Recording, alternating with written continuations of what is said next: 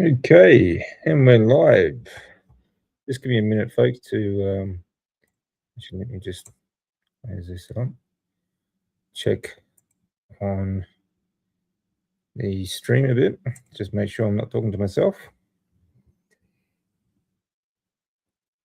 All right, so I was live yesterday morning, so I just want to do pretty much talk about the same sort of stuff, I guess. And for those who couldn't catch up yesterday, any questions that you might have, feel free, fire away. And of course, everyone's always welcome to join me, and we can always chat about anything you want to talk about too. So yep, there we go. I did go through an article that I wrote a couple of weeks ago, talking about breathwork and strength training, the benefits of breathwork, and actually some of the pathways that it actually will make you stronger. um, I was kind of talking about it as, um, from my point of view, having some restrictions, I guess, or conditions that restrict me a bit. But the effectiveness of how it is for other people, it's going to be far more effective for other people that have who don't have kidney problems, or don't have like blood cell production problems and so on, bone marrow problems and so on. But there's I was also thinking about I'll show you, maybe go through some exercises that you can also do to expand your lung capacity. Um, you talk about lung capacity. Um, a lot of people, on average these days, have what they call like lung scarring, like scar tissue in their lungs, or restricted. Um, Let me say, like a restricted lung capacity due to some sort of condition. It's all kinds of problems that cause this. That like it's just the unnatural environment that we're sort of living in these days, and the toxins and everything that we breathe in and so on a regular basis. But really, the thing is what you do with what you have left, and you can expand lung capacity very simply. There's very simple ways that you can do this. Um, and this is not going to increase your VO2 max per se, but having a greater lung capacity is going to give you, obviously you're going to be able to feed more oxygen, or you're going to have a more efficient gas exchange while you are exercising, for example. It will just make life a lot easier, make it easier to breathe and so on. But that doesn't mean that you necessarily increase your VO2 max or your CO2 tolerance either. So as I've always said, it's not really your oxygen, your blood oxygen content that actually fluctuates that much. It usually only fluctuates like a few percent, and everyone's blood oxygen is usually around 95 to 98%. There are some who get below 90, but not often. But it's the lever that you pull with that is the CO2 that actually will deliver the oxygen to your cells, and that's all of your cells, like muscle cells, connective tissue, bone tissue, and even fat, for oxidizing fat, which is how we get rid of fat, because we actually breathe out more fat. Well, 85% of the fat that we lose, we actually breathe it out, okay, with the CO2. So this can all be improved by pulling that CO2 lever, but it's also good to have a good lung capacity. Okay, so I thought we'd talk about expanding our lung capacity as well. All right, and very simple exercise to do that as well. I've seen a number of, especially I've seen this a lot because like this year I've taken on free diving as well to help. Well, for me, it's an interesting thing to be doing, but I've also quite interested in the breathing techniques and so on. But we're going to talk about that as well. So we can work on it. All right. Amanda, hello. Amanda, the carnivore Mukina. Good morning. Yeah, good to see you. Yeah, like again, the link up the top there, if anyone wants to join us here or join me here, sorry, in the studio, you're welcome to join me. We'll have a chat, and we can talk about whatever you want to talk about. If you have some issues or anything else you want to talk about, feel free to ask questions or anything you want to do.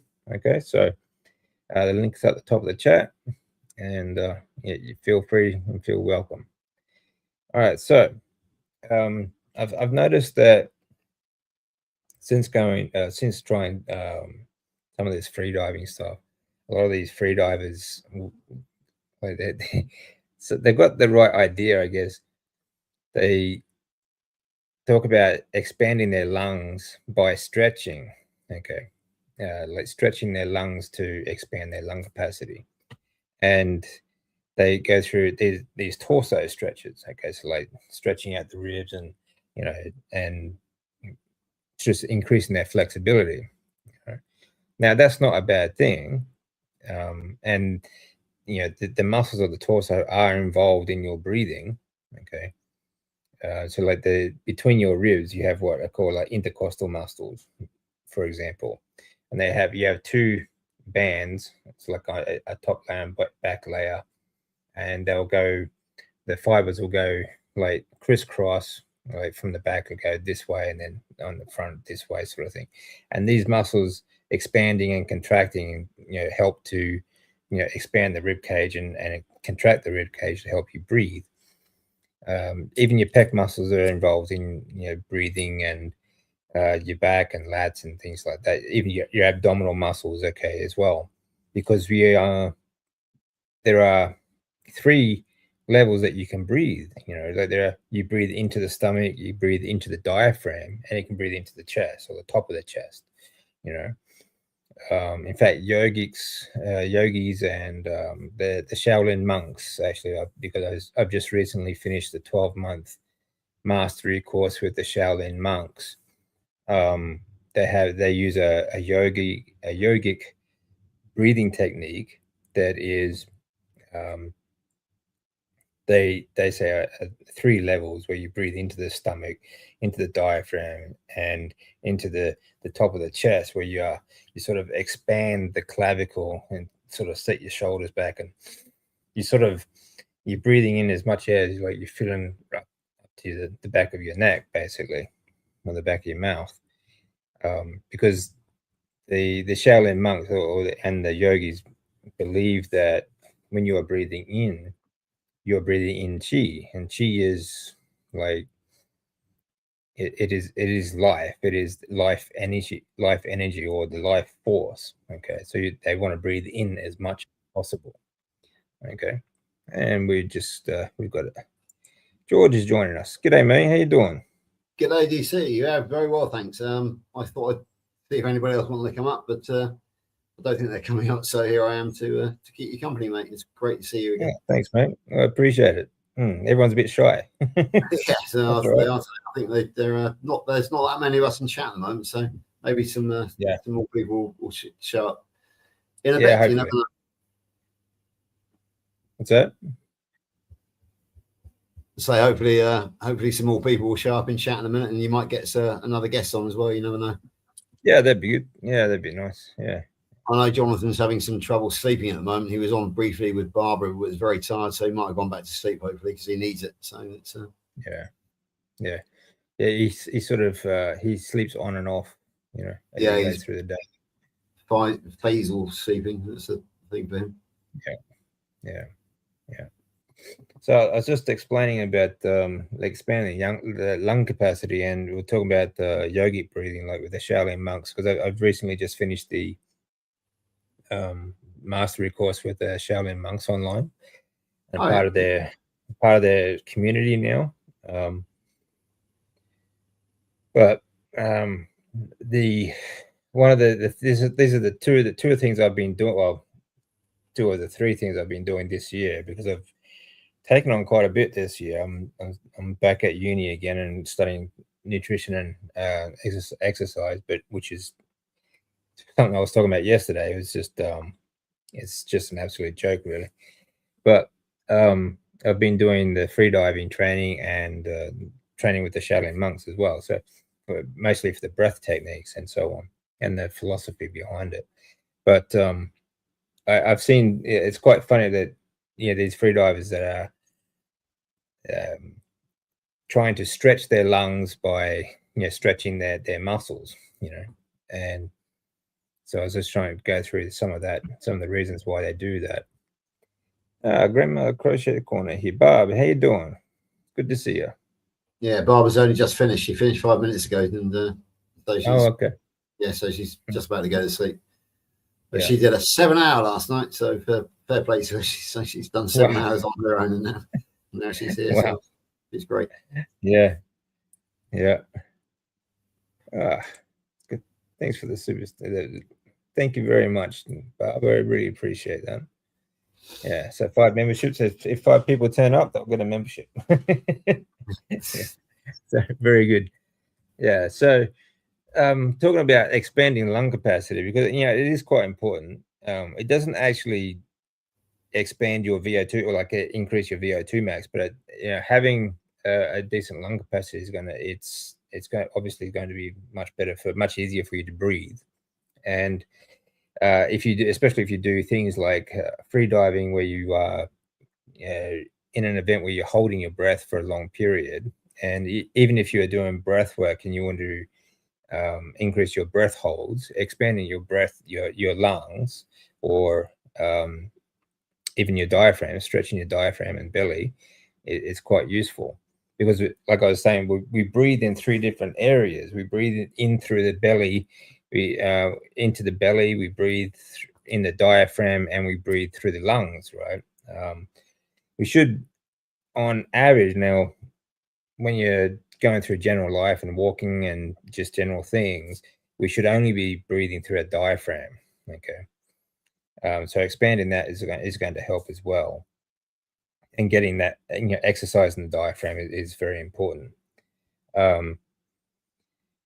But the muscles involved, like you've got all your abdominal muscles, and there's 5 different muscle groups just in your abdominal, in your core for your abdominal muscles. Then you've got your intercostal muscles between your ribs. Then of course you've got your diaphragm internal. But then you've got the muscles around the lungs as well, like your pecs, the intercostal muscles, more even your shoulders and your back. These are all involved when you breathe, and you expand these areas.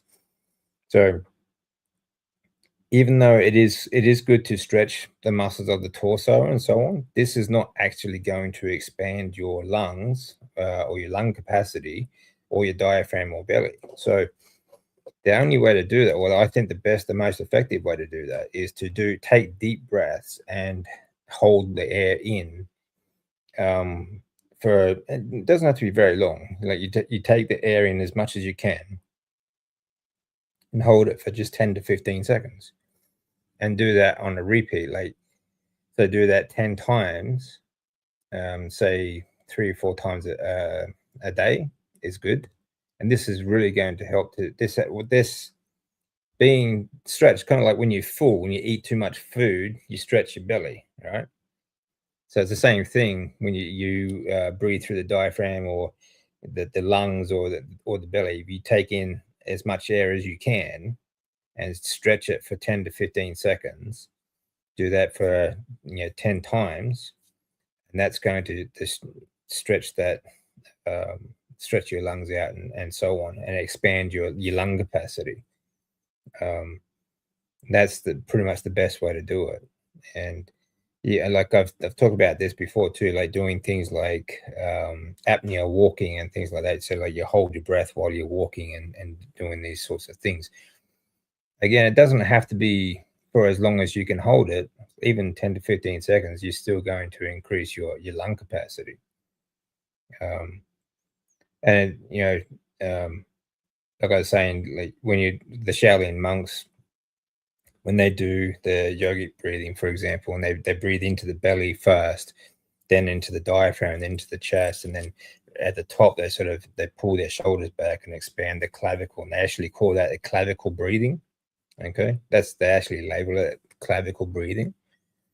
All right, so that you pretty much feel like you've taken in, like when you're so full you can sort of feel the food at the top of the back of your mouth. It's the same with the air intake. So you're completely full, and like I was saying before, they believe that because when you breathe in, you're breathing in chi, which is life, because everything around you, all the light, everything else, like they believe that this is life energy, life force. So they want to take in as much as they can. Yeah. So that's a great way to do, expand your lung capacity and your diaphragm capacity, because most people today, like I've said before, most people, like 99% of the world's population, do not breathe properly. They don't breathe in through the diaphragm. They don't breathe through the nose, in and out, and so on. And that's not the only reason. Like there's, the problems that, the environment and toxins and everything that we deal with, people don't breathe properly. And because of that, they also have a diminished lung capacity, and they have an inefficient gas exchange. So this can really improve things. Doing a simple exercise like this to try and expand this. And that's, some people have like fibrosis or scar tissue on their lungs or their diaphragm or so on, and they actually have a less than they should. In fact, of, like, say, lung capacity, they have less than they should. Some people only use one lung, for example. But what you do with what you have left makes a big difference. You can still expand what you have left. You can, when you have injuries or scar tissue on those, you really can't, or they say you can't improve that, but you can improve what you have left, and you can expand what you have left. So these are good exercises to be doing. Otherwise you'll just be, end up becoming a couch potato, because every time you get up, or you struggle walking up the stairs, and you start getting out of breath and so on. People don't want to keep on doing that sort of thing. So yeah. So there's my little rant for today. Yeah, absolutely. I mean, I totally agree with you, because it was you that taught me box breathing, and when I think about my breathing, I do the 4x4x4. So yep. Breathe in for 4, count to 4 through the nose, hold it for 4, exhale through the mouth for 4, and then count to 4 before I start the process again. And I find that just a good basic bit of box breathing. It does help. And as you know, I've recently, you've known me several years now, and you see me recover, and I've now reached the point where I'm back doing serious rucking, hill climbing, including actual not rock climbing, but scrambles, which is the most basic form of rock climbing. And while I'm doing it, I do concentrate on my breathing very much so. Thanks. Basically, it's you that's running around in my head with your Aussie accent telling me that how I do it. So it's been great. It's just such a, when you first knew me, when I was really sort of in the early stages of recovery, I could barely walk. It was like I certainly couldn't walk a mile. I did, like I told you, I think on August the 1st, I did a 10-miler up a very steep hill, which took me to the highest point in my home county, Dunkery Beacon. And I did a savage switchback climb there, and it was just, just focusing on breathing all the time. And I honestly believe that probably hill climbing is one of the most natural ways of getting your breathing right, because everybody's going to be out of breath, and then you can either breathe regularly through your mouth and you get no benefit, or you can think about your breathing, regulate your breathing, and then you'll get that, what you call the gaseous exchange, the necessary exchange, rather than just panting. That's not a good way of breathing. Control the breathing. Yeah, exactly right. Well, I firmly believe that. I mean, it's very uncomfortable when you first start doing that too. Like if you're rucking and you're walking uphill, for example, and you first start only breathing through your nose, for example, that can be very uncomfortable. But once you get used to that, you get comfortable with it. It's the same with everything. Like, it just takes training. But the difference in how you feel is quite big. It's quite a big difference. It's quite significant. You feel. I think it makes the job a whole lot easier because you're getting more oxygen actually to your cells, and it's not going to cost you as much ATP, for example, and certainly not going to cost you as much energy to get up that hill as it did before, like when you're mouth breathing. Now, this is a common mistake a lot of people make too. Is when I say, okay, when you breathe out, when you lose fat, like 85% of it, you actually breathe out with the CO2. So a lot of people think, okay, well, if I'm mouth breathing and I'm blowing off a lot of CO2, that means I'm going to lose more fat. It doesn't work that way, because if you're not actually getting, if the CO2 is not actually making it through those cells, going through all the processes in the body first, that means that it's not actually going to oxidize the fat cells, and the oxygen is getting less to you're getting less oxygen to your cells. It's costing you more ATP to do the same job, and it's just, even though you're breathing out more CO2, you're not actually losing any more fat. You have to go through the whole cycle first. Like, there's a process it's not a waste gas. This CO2 is the signaling molecule for oxygen to get to the cells. So if you want to metabolize fat, you need the CO2 to actually take it there. So yeah, absolutely. Just for a quick word for everybody. I mean, we always talk about ATP. I didn't used to know what it is. I now know it's adenine triphosphate, and it's part of the mitochondria process. So it's just worthwhile explaining that the mitochondria really are, I've learned a lot. I'd never heard of the word mitochondria or adenine triphosphate until I joined this community. And that's, the mitochondria, I think, are pretty much the key part of every cell, aren't they? They're the ones that.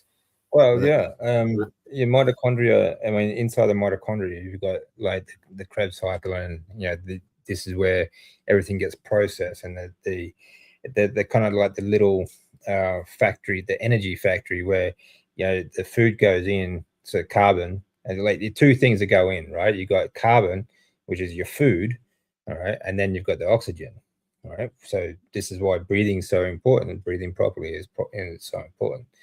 Okay, and then what comes out, you get CO2, easy water, which is your metabolic water. So that's how you actually get hydrated, metabolic water. And ATP, which is basically our energy currency. Okay. Now, when it comes to, so that means that the more ATP you get, the more energy you're going to have.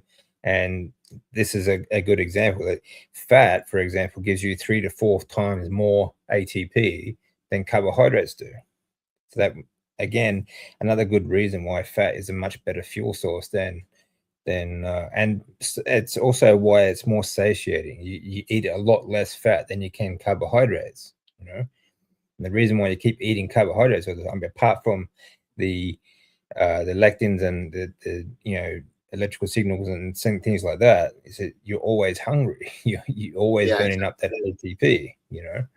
So. But I think I'm correct in saying that the body can't directly use fats, can it? It has to be made into ketones through the process called ketosis. So you're not burning fat. What you're doing is converting fat into ketones in the ketosis, and then the body uses ketones versus actual fat itself. Whereas with sugar, I think the body can. Well, I mean, like, a lot happens with fat too. Like, it's not just ATP production either. Like, because fatty acids have a lot of nutrients in it that, like, carbohydrates just don't have, like omega-3s, omega-6s, and things like that. That are also very important for our lymphatic system. Because our lymphatic system actually carries fat.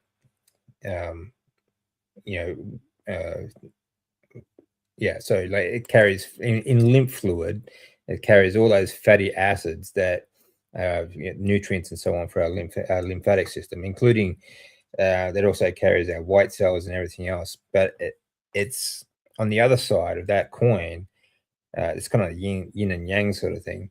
It also the lymphatic system sort of cleans out all our dead zombie cells and everything like that as well. So these are, I mean, these are just all part of processes that you cannot replace with, processed foods or carbohydrates.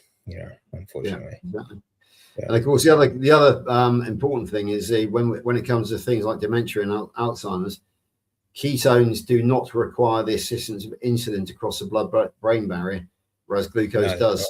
So glucose is once you become what they call insulin resistant, then it's very hard for the glucose to actually fuel the brain, whereas ketones cross the blood-brain barrier very easily, which is why Alzheimer's and other conditions like that can be reversed or improved by switching from a glucose-based energy source to ketones. Well, another reason for that, though, too, is the lack of carbohydrates. Like, for example, fructose is directly processed in the liver and produces triglycerides, and triglycerides carried in the blood also cross the blood-brain barrier and directly cause brain fog.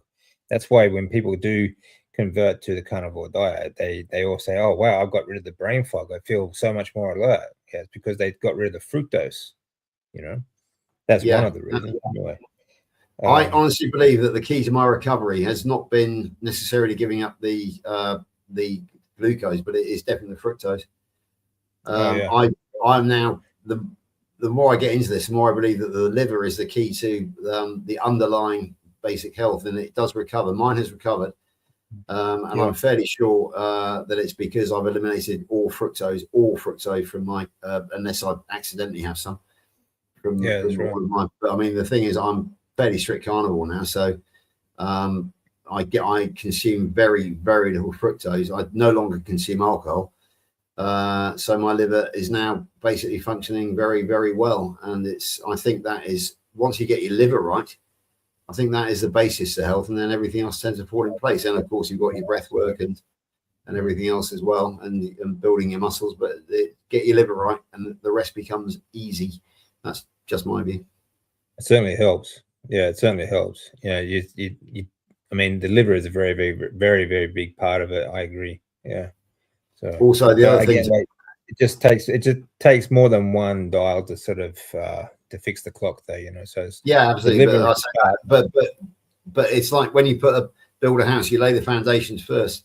So my analogy would be the liver is the foundations, and then the rest of the stuff, the brickwork, the windows, and the roof. So get the foundation right, which is your liver, and I'm fairly sure that you can build on that. It's absolutely. I believe that too. We need to tell people is the fact that the liver is a very, very forgiving organ. You can abuse it for years, as long as it's not scarred beyond use, as in cirrhosis. And if it's fatty liver disease, you can reverse that by switching to a low carb, high fat, ketogenic, or a carnivore diet. Does it work for me? So it's my liver was a long way down the road, but it's back now. So it's that's right. Very happy. Yeah, I mean, I've come back from I had fibrosis on all of my organs actually, but the liver fibrosis as well. But you're right that the liver is extremely resilient. So, and I believe that too. That the beginning of lymphoma and other cancers, I think it starts with liver disease. And like here in Australia at the moment, the statistics are about like one in two men in Australia have fatty liver disease, and that's non-alcoholic fatty liver disease. That's fructose. That is fructose. Yeah, that's right. Fructose and like seed oils and everything like that. But fructose isn't everything. All the processed foods and it's also one of the biggest recommendations. Like it's crazy. Yeah, again, because obviously when you're using seed oils, you're building your house from phytosterols, not from cholesterols. And it's again like building a house. It's like if you're building from phytosterols, you're using cheap plasticky type bricks instead of the good solid bricks that you get from cholesterol sterile being the well, two. it's a house of straw, is what Yeah. it is. It's a house of straw. Amanda, thank you very much for the comment. I really appreciate that. I hope you enjoy the membership. Morning, Laney. Good to see you, mate.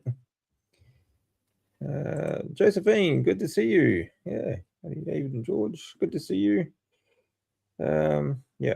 Okay. Yeah. Cool. Well, moving on. DC. Myself and Lady had a fantastic DC-driven day yesterday. Excellent. It involved sunshine. It involved grounding. It involved cold water therapy, and it involved breathwork as well. We went to the beach, in other words, to the Atlantic coast. Excellent. So yeah, shoes off on the wet sand. Sunshine. It was sunshine all day. I'm actually quite burnt, but it was I know with me, it's I'll go red, and then because I'm in good condition, what happens within 24 hours? It just goes bronze, and I'm just tanned. So we had sunshine, we had grounding. We went into the Atlantic Ocean, so straight away cold therapy, and then breath work. The breath work in my case is involuntary, because when the Atlantic meets the purple coconuts area, you find yourself taking a very deep intake of breath. Taking the breath. Yeah. And then that initial sharp intake of breath makes me think about the breath work. So as you gently immerse yourself in the water, you control the anxiety, the not fear, but the body's natural reaction is get me out of here. Instead, you overcome it with deep breathing. That's right. Based on a conversation you and I had a few months ago, Grandma wrote a great song called Battle Cry about how warriors used to control their breathing and how they used to overcome their fear and that sort of thing. And that's very much what happened to me yesterday. The initial intake of breath followed by regulated breathing, which enabled me to control my heartbeat and then actually immerse myself in the Atlantic Ocean. Now, interestingly enough, it's been 20 years and 1 month exactly since the last time I immersed myself in the Atlantic Ocean. And then it was so cold that day that when I came out, I swore a solemn oath that I would never, ever go in the Atlantic ever again in my life. I kept that oath for 20 years and 1 month, because it was in the early part of July of 2006 that I last went into the Atlantic. But yesterday I actually did it again, and it was pretty traumatic to begin with. But once I got the breathing right, once I allowed myself to ease it into it, and then I was able to completely submerge myself in cold water therapy. Lainey had a great day yesterday as well, because she is now emerging after 4 years of darkness into the light. She found it very difficult to come to terms with her new body, shall we say. One breast is gone, the other one is much reduced. She's lost all her feminine curves. Yesterday she wore a bikini on the beach, and did not try and hide her mastectomy by using a falsie, a softie, a prosthetic. She just she just was proud of the fact that she was wearing a bikini, looking in very good shape, and to hell with other people what they thought. And it's and she be a proud survivor. She regards that as a huge step forward back to the new self, the new identity, because she could not cope with the new identity because she didn't like what she saw. Now she's at ease, and you've gone a long way to helping her with that, as you know. So she did ask me to tell that story, and so I told it. That's great, Lane. Come and tell it yourself if you want to. She's only in the next room, but she's very shy. Oh, get out of here! Get out of here! Yeah. Come say hello. No, that's great. That's awesome. I know it's very difficult coming to terms with what you're left with afterwards. After these treatments and these cut, burn, and treatments and so on. But I mean, I spent a lot of time going through that too. I was quite fat and full of scars. I've got scars all over my body because of it. But it's wear it like a badge of honor. You're a survivor. You're a survivor. Take a look at any lion out on the savannah who's the head of a pride. You won't find him without a scar because he's had to fight to get there. That's right. So wear your scars with pride. It's as simple as that. Yeah, exactly. Yeah, that's right. So the fact is you're carrying them and you're still moving on. But it's Yeah. great that you guys got out into the. Well, I'd love to do that. I'd love to go for a swim in the Atlantic. Actually, that'd be really cool. Yeah. Yeah, and as you know, for the previous week, we went and did a scramble through a gorge of canyon, and that was no easy task in its own right, because we had to think about each step very carefully before we put the foot down, because it was very, very treacherous, and that involved a lot of, again, breath work to control each step. And so we've come back to life, basically, both of us. Me from type 2 diabetes, Lainey from cancer, and here she is. Hey, good to see you, mate. I'm good. Well, like one thing you just mentioned there is that you were able to control your heart rate when you got into the water. So you noticed the difference, don't you? You notice you can just calm yourself down so quickly, even though you've jumped in the water and you've gasped and you got that initial shock. Once you slow your breathing down, you get very comfortable, don't you? You do. I used breathwork the whole day yesterday. Very proud of me. Until the second time I went in, fell over a boulder and went in head first. So I had no choice. Yeah. No breathing exercises to go in this freezing cold water. I just started going out, tripped over a boulder and splash. Well, breath, holding your breath is good too. Yeah. No, it was a lovely day, and I found a lot of courage yesterday. I was just like, excellent. Stop this. This is me now, and there's nothing I can do about it. Well, that's it. Interesting point, Dave. I know we shouldn't judge other people, but I do, and subconsciously, I think we all do now.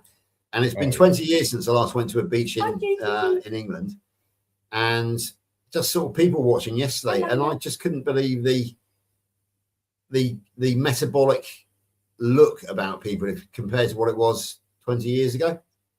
Just the amount of people on there who didn't look metabolically healthy. It's people watching, and Lainey's got a story about the family who was sat in front of us, and oh my god, Lainey, do you want to tell it?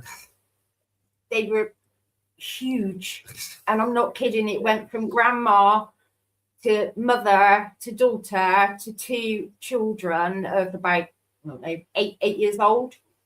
Yeah, and none of them had a swimsuit in any way, shape, or form on, because they probably couldn't get one that big. They were that I know what you mean. They look like a Russian nesting doll, don't they? It looks like it's all the same shape, but just gets smaller. Yeah, and they all sat on the sand, didn't they? And all had to help each other back up, including the kids. Oh, Jesus. And sat there eating Pringles. Anybody want some Pringles? Anybody want Pringles? And I said to George, do you want to go and see if they want some salami? And cheese. And some cheese. But no, you do find yourself criticizing a little bit in your head, obviously not out loud. Yeah, exactly. Out loud. Judge not, lest you be judged yourselves, but you just can't help it. Yeah. No, you really can't help it. Yeah.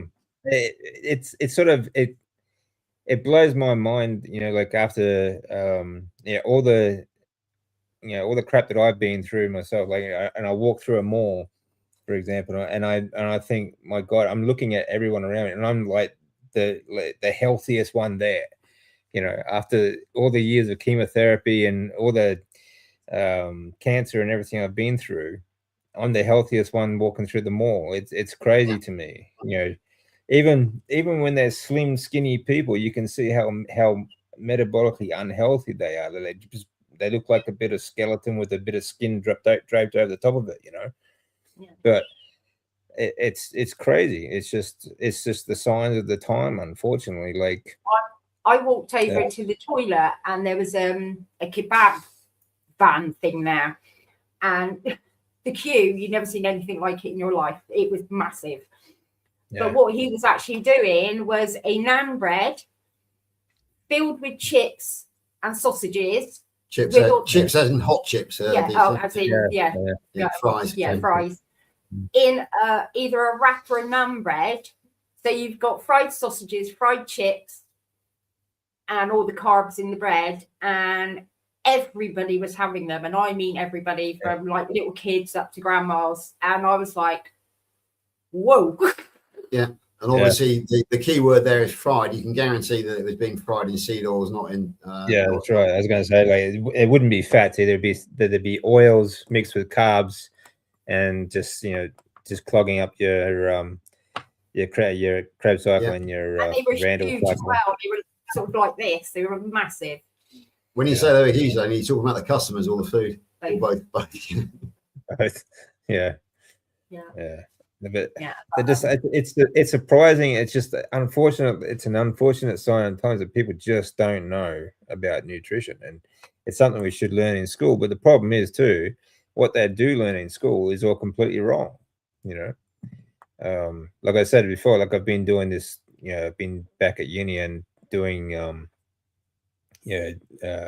nutrition and exercise. And we're talking about interventions for control groups or at risk groups, and it's always the same. It's all plant-based garbage. It doesn't matter what group, what so-called group at risk it's all talking points from the UN and WHO. Just give them that, reduce their meat intake, give them grains and vegetables and fruits. That's always the same, and it's just despicable. It really is. Absolutely despicable. I have a story, DC. As you know, I've got a hernia, and I'm getting very close to the operation now. And on Friday, I had to have a consultation, a pre-op consultation with the theatre assistant to the anaesthetist, lovely lady called Paula. I was very much looking forward to a good argument. I was expecting it, and she basically went through, what was my health like in general? Did I take any medications? No. Did I have any illnesses? No. Any history of any anaesthetic I've had, which is I had one when I was 6. And also, reverse type 2 diabetes? Yes. And so we just started talking because I can never resist talking to these people. And I was expecting real pushback. And she said, "Oh, that's really good that you've achieved such with diabetes." And I said, "Yeah, but you won't approve it because I've got rid of all plants out of my diet." No response. "Oh, that's really good. Yeah, it's obviously she said saturated fat is one of the key things to good health." I thought, hang on a second, what's going on here? Because it's supposed to be seen. Yeah. And we ended up talking. It turns out that she has an uncle called Ian Smith, PhD, but unfortunately his name is so common I can't pin him down.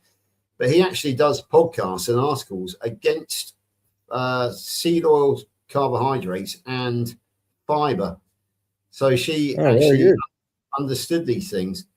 And we were talking about my gut health, what's gastrointestinal health like. I said, ever since I've given up fiber, I said I've got rid of the IBS, the bloating, the constipation, the flatulence. She said, yes, fiber is an anti-nutrient. It's an anti-nutrient in the human body. It damages the gut. I thought, hang on a second, this is somebody from the NHS talking here. But she understood it. I said, well, one thing is like sandpaper in the gut. Secondly, it's undigestible, and it forms a block between your good nutrients and your enzymes, to actually come and digest it. And she was totally on board with it. I couldn't believe it. And then I thought, well, when you've had a general anesthetic, before you're allowed to leave, you have to prove that you can eat and drink and urinate. So I said, I'm going to have a real problem when it comes to the eating. I said, when I come around, they're going to expect me to eat the shit that they are going to provide for me. And she said, no. She said, you can take your own food in, take your own meat in, no problems at all. And as long as you can prove you can eat, doesn't matter what you eat. So I had all the wind taken out of my sails, Dave. I was expecting it. It's like the Monty Python. George missed out on an argument.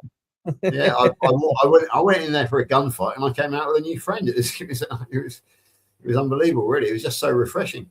But God knows God knows what the actual standard of care people are going to make of her of that. But it's she was very impressed. She was very happy. Full of congratulations for me for what I've achieved: the weight loss, the energy, the return to health, and especially getting rid of the type 2 diabetes. And she's more than happy for me to go under a general now, and because she knows.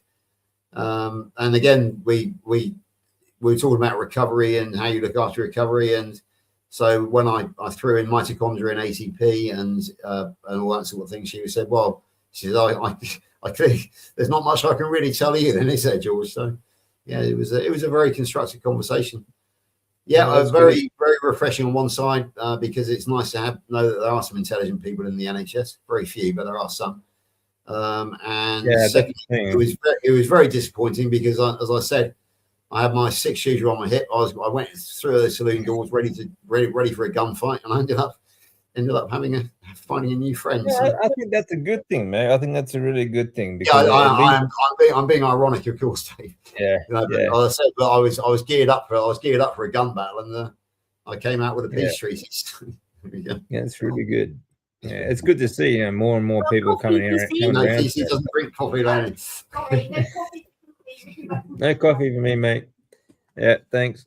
Well, let's catch up.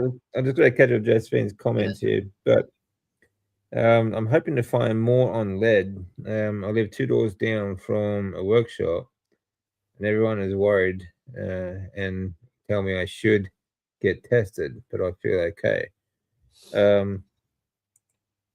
Plus, I've only been here 3 years. They have been here way longer. One thing she said 13 years. Yeah, I mean, as long as, lead can be a problem if it's, for example, if it's seeping into your water, waterways, for example, or, if you're, I suppose, 2 doors down is pretty close, but I mean, if you are concerned, you could get yourself tested pretty easily. That's not going to cost much to get tested, but if you feel okay, then maybe if you're fine. But it's probably not a bad idea to check that every now and then, because if you are finding that you are getting elevated levels of lead in your blood or whatever, you don't, when you do detect it, it may be very difficult to sort of come back from. So probably not a bad idea to check it.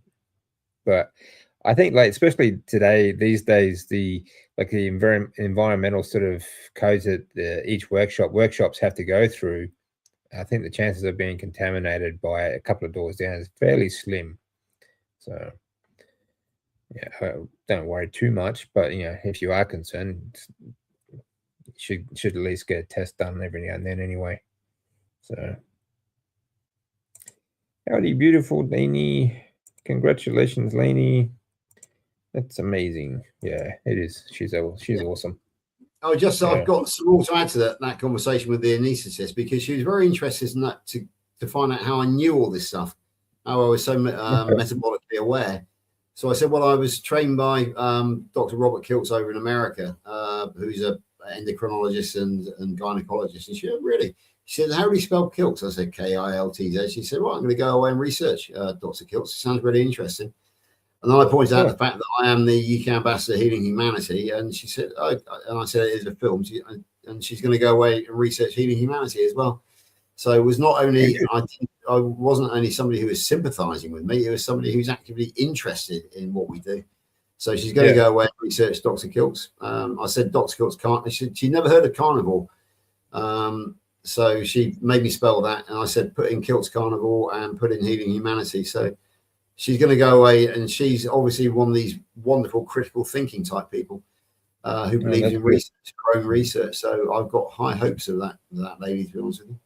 So it was a really successful chat that I had 2 days ago. So that's good. My joke now is basically I've always been a revolutionary. I've always been looking for my next cause, Rebel Without a Cause, or I think was the name of the James Dean film, or whatever it was. And I keep on joking now that basically we're becoming so mainstream, I'm going to have to leave the community fairly shortly and go and find more of a lost cause to support, because it seems that we're making such progress. We're in danger of becoming mainstream, DC, which is so yeah. So how can you be a rebel if you're part of the mainstream? Yeah, if everyone's agreeing with you. Yeah. Well, yeah, we can only hope, but I think that's gonna be a long road, that one. Oh, it will be. Yeah, I'm sure it will. Yeah. I reckon I've got another at least 25 active years now. It will take me up to the age of 85. I think most of that time I will be active within our own particular course. So it's very much looking forward to it. So there we go. Just been saying that the dust off the dust from the lead factory is covering their rooftops. So we'll look into it and need to find a new doctor. It's been 20 months. It's doctor free. Oh, that's good. It's good that you've been doctor free for 20 months, but yeah, if you are getting dust from that, like that would be a problem. For example, if you collect rainwater, for example, like where I am, I live on tank water. So if anything actually sort of contaminates the rooftops and gets into the water, that would be a problem. I think that's obviously you're going to be breathing that in too. If the dust is covering your rooftops, obviously it's floating through the air, and you are breathing that in. That can be a problem. That can be a very, very big problem, actually. So I would get that. I would get tested, even though you feel fine. I would probably get that tested anyway. I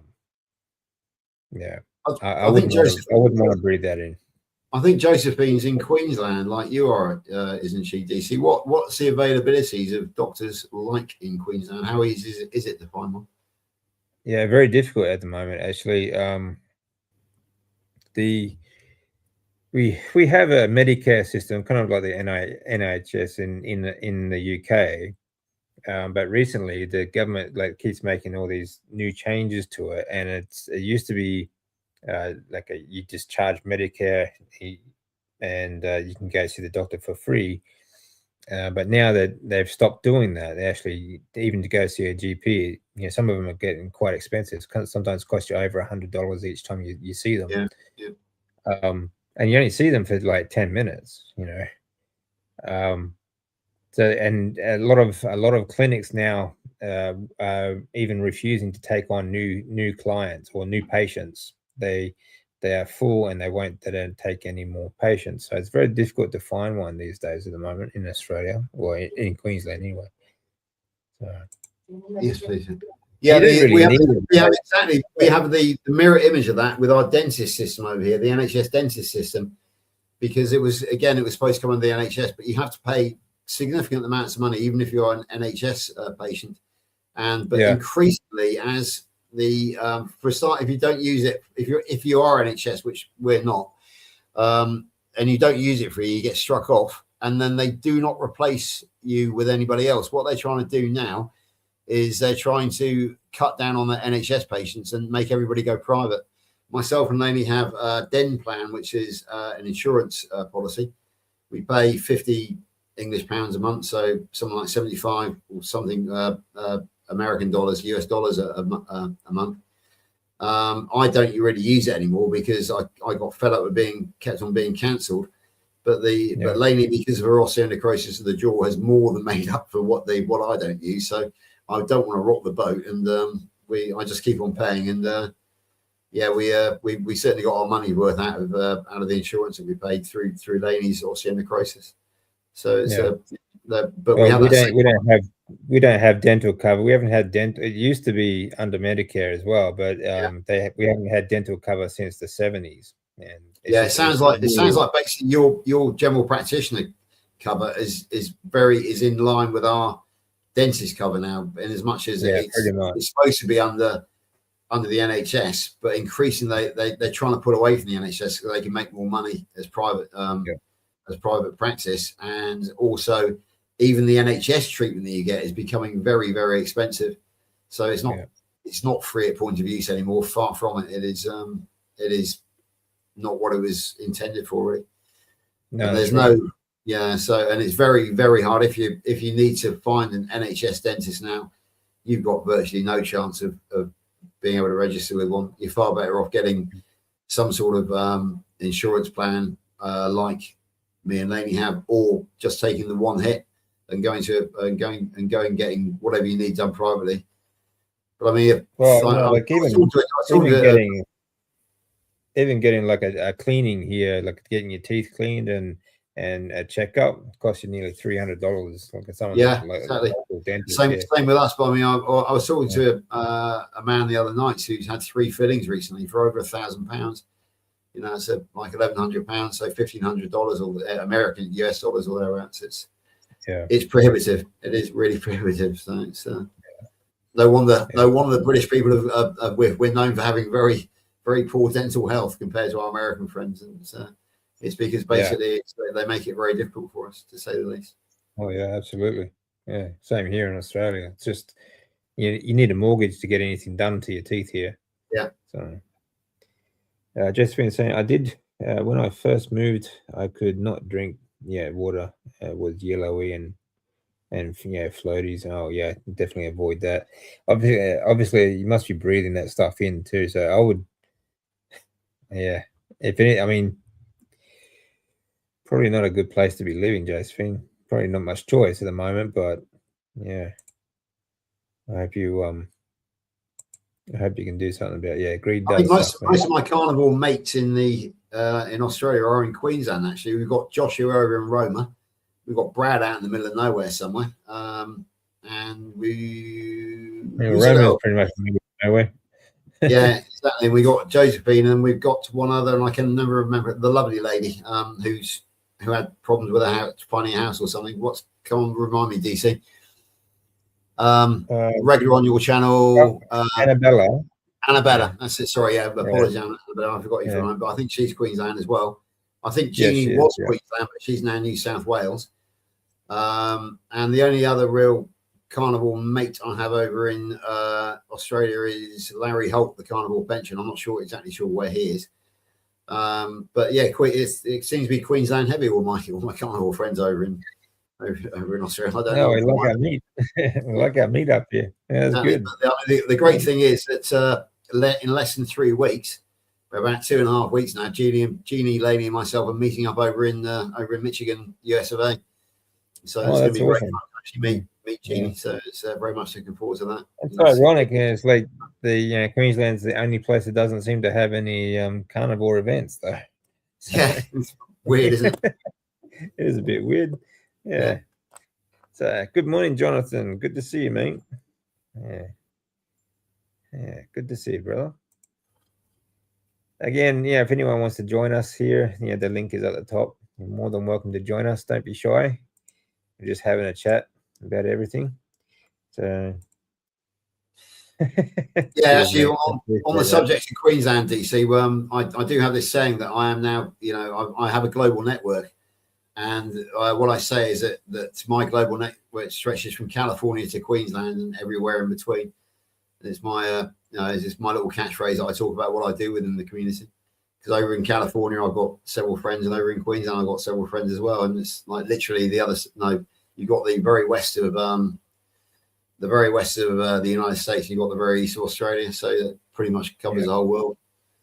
Pretty much, it's great, and everything in between. And everything in between, including South Africa, Britain, Europe, Japan, obviously, because we got Setsuko and Dave in Japan. And I don't know if you've seen. No, you wouldn't have done because you don't have Facebook. But both Setsuko and Dave have put an article on Facebook about a recent meetup in Tokyo. As you know, Dave, it is on mine and Lainey's agenda when you return to Miyagi for us to come and visit you and to go to one of those Tokyo meetups with Dave and with Setsuko and various other people as well. Not quite sure when, but we're waiting on 2 things. One, the nod from you that you're back in Miyagi, and secondly, we need to I need to go and earn some more money because obviously, what with Wyoming last year and Michigan this year, I think next year we're going to have to take a year off international travel. And then we're looking at 28, 29. I don't know. Do you know when you are likely to return to Japan, or is that not fixed? I can't really make plans just yet. Just as soon as I can, basically. Yeah, and so basically, it's obviously not going to be next year, but look out for us in 28, 29 when you get back there, and we will be looking to come to Japan and looking to meet up with Dave Mack and Setsuko and. That'd be awesome, That'd be great. Yeah. have to yeah, try and put on some sort of event. But yeah, it's just so easy to do. I mean, the most difficult part about Japan is that there's just so much good variety, like of great food. But you know, meat is everywhere. It's fantastic. Yeah, I think it's going to be a question of geography for people to travel, because Dave is in Osaka, which is south of Tokyo. You're well north of Tokyo. I think Setsuko is down near Dave somewhere. So Tokyo is kind of the central meetup point for us. And Dave seems to have a really good restaurant there, which he uses for meetups. So perhaps we liaise with Dave, and then you know, when the time comes in a couple of years, then we can we've got plenty of time to plan it. You know me, I'm very good at bullying kilts into doing stuff, and I wouldn't be at all surprised if his current run of international visits has come to an end, and he'll be a bit more time on his hands. So I wouldn't be at all surprised if one of his favourite, one of Kilt's favourite expressions is when I say that I've organised something, and he always says, "Am I invited, George? Am I invited?" So yeah, on this occasion, I will make sure that when we come to Japan and we're going to have the meet up in Tokyo, Kilt will be invited. You'll be invited, Dr. Kilt. Don't worry about that. So and you know, Kilt, he's the sort of person who will think, who'll just do it. You know, he doesn't think about things. He just likes an idea and does it. Yeah. As he says, Delta Airlines, he always flies Delta. And all he's got to do is give Delta a ring, jump on a flight, and he's there. Basically, it's his attitude. So yeah, it's good fun. Yeah, that's good. Yeah. Hey man, thank you, Jonathan. I really appreciate that, bro. I really do. Yeah, Quackman got one. Cool. Yes, Rick. Hey, Rick. How you doing? Good morning, Josephine. Good morning. Very cool. Everyone's caught up to each other. Very good. So, yeah, excellent. I mean, everyone's gotten about 10 memberships given out today. So good on you, folks. Yeah, another thing, DC, I must point out, you probably don't know this, and that's Amanda, the carnivore Makina. Amanda Makina from Wisconsin. She has just passed her Kilts health coaching course. So she's now very good. Congratulations, Amanda. As well. So I should have mentioned that. Yeah, congratulations. I keep on forgetting you're not on Facebook, so you don't keep up with the news that the rest of us do. Yeah, so congratulations, Amanda. Very well done. I think you did it in about 10 days, if I'm not much mistaken, because you told me when you were starting, and then you told me when you finished. And I reckon it was about 10 to 11 days. So yeah, I always knew that she'd be quick, because she's relatively young, and those fingers fly quickly across the keyboard whenever we're having a typed conversation. You know, that's good. Yeah, I send about 2 sentences, which has taken me 5 minutes, and then I get a couple of paragraphs back in 30 seconds. It's hard to keep up, isn't it, sometimes? It is, yeah, fair enough. That's good. Congratulations, Amanda. Well done. And thank you again. Amanda, you would have heard me and GC talking about mine and Lainey's international travel plans. We also the 2 next ones will be international travel will be to Japan with Dave, and also we now have an open invitation to your neck of the woods, Wisconsin. So expect to see us in Wisconsin within about 3 years as well. So hopefully we can make that happen, a bit of a Wisconsin meetup as well. So Japan and Wisconsin, those are our 2 next on the bucket list for international carnivore travel. After obviously Michigan in September. Yeah. Oh, that's cool. Well, hopefully you'll have a bit of cash to splash around in when you come over to Japan, and it's not that it's expensive. You know, Japan's very cheap actually, especially compared to the UK or especially compared to Australia too.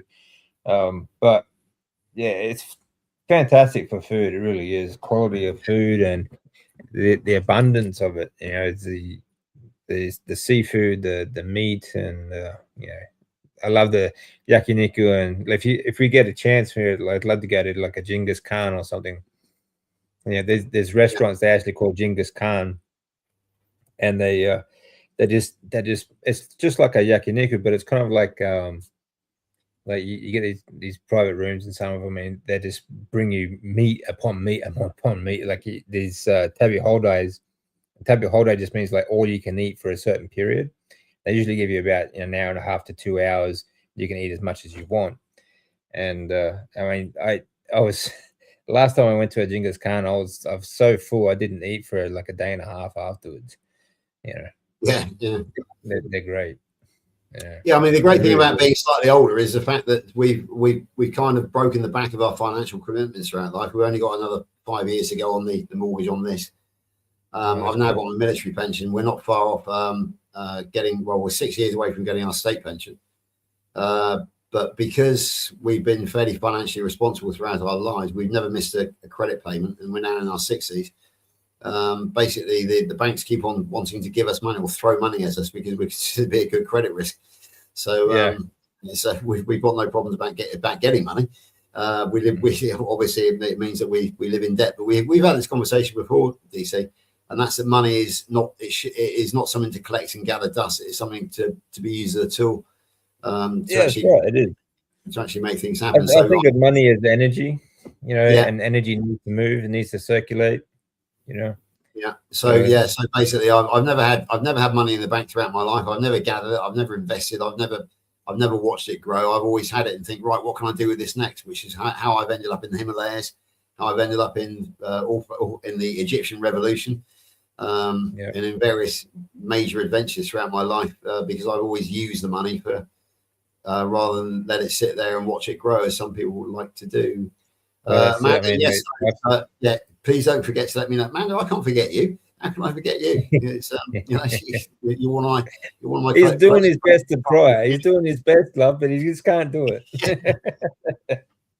Amanda is. I just love her energy. She's only in her early 40s, and she's just so full of life and energy and enthusiasm. It's great, and I'm very proud to have her as a close personal friend on Messenger, and now she's a fellow Kilts health coach as well. So. Not likely to forget you, man. Not likely to forget you whatsoever. And I think the people that we will be visiting and where they are. So I'm not sure how close you are to them, but it's in the same state, so I'm sure we can make it happen. Yeah, well, that's good. Yeah. Well, you're talking about your experience. I believe life is about experiences. It's about it's I think the only things that you regret when you're on your deathbed are the things that you didn't do, not so much the things you did do. So that's a good thing. No, of course, the other thing is not only the fact that myself and Laney are in we're in a reasonable financial position, but the other huge difference is, of course, we're now got our health back. Because if you told me 4.5 years ago that I would be considering foreign travel again, I'd have laughed you out, because but even little things, I was unable to fit into an aircraft seat. And of course, I had all the bloating, the constipation, the flatulence. So it was incredibly uncomfortable to just sitting in an aircraft seat. When I flew to Wyoming last year, I found myself wriggling around in the seat because I'm that small nowadays compared to what I was. And I don't have to ask for a seatbelt extension anymore. I don't have to worry about having to run to the tiny, the aircraft toilet cabin all the time. Because obviously we don't, as we know, we don't need to go as much as other people. So it's it's a totally different ball game now. It really is. And I've just got this energy. I thought I was probably going to be dead by the age of 65 before I even got the pension. But now I'm thinking, unless something like drastic happens, which you can't legislate for, such as a car crash or a train wreck or a plane crash, I can see myself being fully active up until the age of 85. And of course, when the state pension kicks in and there's no more mortgage over our roof, I intend to carry on working as I'm doing now. And basically, the state pension will pay for everything that we do, all the household bills. So anything I earn on top of that will go towards our international adventures.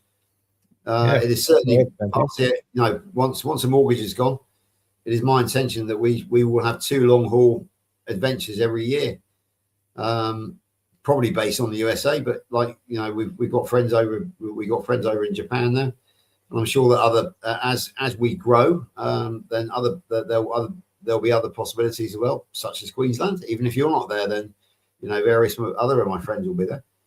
Yeah, that's right. Just, you know, the possibilities are huge, and you never know. I might even one day actually decide to go and take my chances with him down in New Zealand, and run the risk of being called a raw tart when I eat my steak raw, and have a good argument with him about the merits of the All Blacks versus the England rugby players.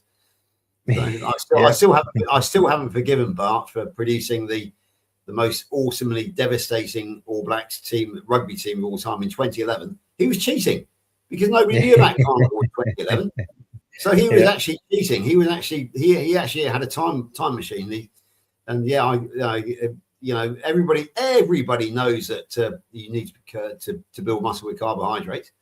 So Bart was definitely cheating in gaining an unfair advantage by there must be something to it, because they haven't been as good since. No, exactly. But there's a story here, because I spoke to Bart about it and I asked him about the 2015. He said, I can't really talk about the 2015 team, George, because I was 2011. But in 2015, they were still pretty awesome. In fact, I won quite a bit of money on them when they beat Australia in the World Cup final. They were a smaller team than Australia, but they just ran the legs off them.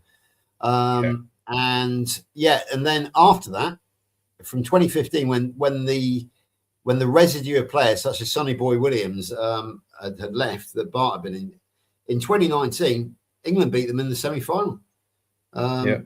So, and Australia. So like the 2011 team, like, it takes a few years for a team to actually develop. So it takes from 2011 to that development, they'd still be the same members in 2015, generally speaking. Then after that, they'd probably dwindle off a bit, Yeah, exactly. What I'm saying is that they were still the residue players from Bart's influence, such as Sonny Boy Williams. But then come 2019, they had all gone, and the new lot were, had gone back to the old way of thinking, the carbohydrates. So I know in 2019 they went out in the semi-final to England. England then lost to South Africa. I don't really follow rugby anymore, but there must have been something in 2023. I don't think the All Blacks won. I think probably South Africa won. I'm not 100% sure. I'm sure maybe somebody can tell us.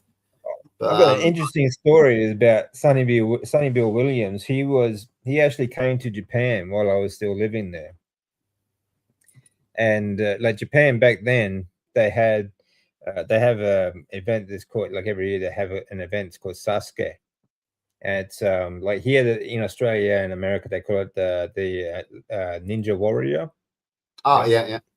Yeah. But in Japan they have like 4 stages. They do all 4 stages in just one day. There's no big prize money or anything like that. But they used to have, back when I was living there, they used to have like a big guy event as well. And it was kind of more like a strongman competition. Okay, yeah. And Sonny Williams, he competed in that. He actually won it. Yeah, he was full carnivore, definitely. Yeah. I actually managed to pin Bart down to give me some figures. I said, of that team, who were they all carnivore? He said no, 3 were full carnivore, the rest were low carb. So he had 3 full carnivores in that team. So, but the rest were very much low carb. So good old Bart. He produced a secret weapon way before its time. It wasn't supposed to be. But so he's a man I like and admire greatly. But I kind of ducked and dived. Yeah, he's a great guy. And it's a great place to actually. I was there for 3 weeks. I think it was 2 or 3 weeks. 2 or 3 weeks. Yeah, I remember you appearing on his weekly in your uniform. You were General but DC. They're great people. They really are. Pim and Bart, they're both just lovely people. Don't forget Ted. Don't forget Ted. Ted, he's a pisshead. He was a lazy bum.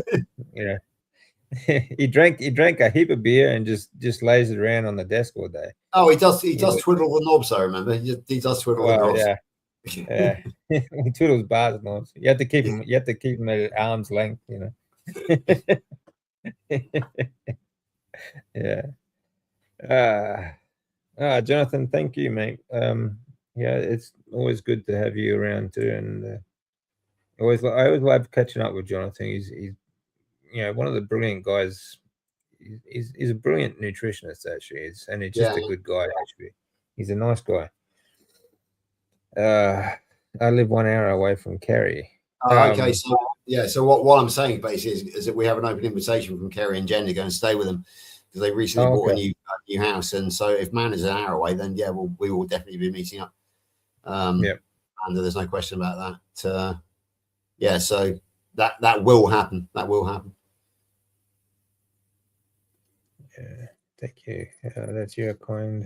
Consider you and Lenny close friends and your family. Oh, you know family too. That's good. I hope you stick around, George. Barring accidents, Jonathan, we'll stick around, but we can't legislate for accidents. But I think in terms of metabolic health, I'm fairly confident now in my own stick around. Yeah, I mean, it's not about how long you're here, but you want to be the healthiest you can be while you are. You don't want to be like I keep saying, you don't want to be, rusting away in a bed. You'd rather just go out with a bang. Yeah, exactly. Well, I mean, the thing is, I reckon if we can get 3 long haul trips in between for over the next 6 years, so 1 every 2 years, but then come 67 when the state pension kicks in and the mortgage is gone, then we will be 2 a year. So 67 till 80, that will be like 13 years, 2 a year, 26 long haul trips. Yeah. So, which I'm going to need because I've got several different states in the USA to visit now, California and Florida, especially because we've got a lot of friends in California and Florida. But the various other ones as well that we will need to go and see. Yeah, I wouldn't mind going to Florida. Florida would be good. Texas. We got Nelson down in Florida. Yeah, I don't really want to. Not really interested in going to places like California though. Not while newcomers there anyway. But, no, it's true. But we got we have a very close friend in just under the Big Bear Mountain, in between Palm Springs and LA. In fact, her. It's Dawn. She was the witch. Oh, yeah. I remember Dawn. Back along. She's got a very successful channel now called Wrestling Witch Face, Life After 60 with Wrestling Witch Face. She still underpins it with carnivore, but she's gone much more into talking about the problems of life after 60. So she's got about 20,000 subscribers now because she doesn't just talk about carnivore anymore, but she talks about general health and the importance of maintaining your health after 60. And the best way of doing that is carnivore. But she also talks about social security and retirement and losing your spouse after 60 and how the coping. So she goes daily for about 20 minutes, and I haven't got time to keep up with her anymore. But she still remains one of our closest friends, and so we would like to go to California specifically to see Dawn. Really, there are other people as well. Cindy's in Cindy. Yeah, Cindy's in California too, isn't she? Meeting Wellness. Christy. Yeah, Christy. She's in California. It's true. I don't know why I was thinking Cindy, but Christy. We've got Cynthia down, and also Cindy Demanche as well. So there are a couple of Cindy's around. But there's but Christy, Christy's in California. It's very true. Kilts himself is spending more time in California with his brother Rainer. Angela Lero, she's down in LA. Very good friend of ours now. She came to stay with us in our house. So there's quite a few friends in California. There's quite a few friends in California. Oh, okay. Terry Sue as well from Barb's channel, although she's North Central, so kind of a long way up. There's California is definitely on the bucket list. Plus the fact that Lainey is a great fan of Mickey Mouse, so Dawn lives within 1 hour of Anaheim, Disney World, so that'll be on the. Florida, because I like Disneyland. Actually, if you guys do make it to Tokyo, we'll go to Disneyland and Disney Sea. I didn't know. I'm hoping that Lainey's not listening to this because I'm sure she is now. But now there's going to be a lot of excitement coming out of the kitchen any second because she's going to hear you say that we're going to be going to Disney. Yeah, because it's dead cheap, but I think it's the best Disneyland in the world. Okay, I didn't even know about it. I didn't know about it, Dave, to be honest. So that adds an extra dimension to Lainey's desire to come to Japan, I'm sure. Plus, it's the only one that has Disney Sea. It's the only one in the world. It's the only one in the world, and it's all ocean themed Disneyland. like Okay. it's a separate park to Disneyland. You got Disneyland and you got Disney Sea.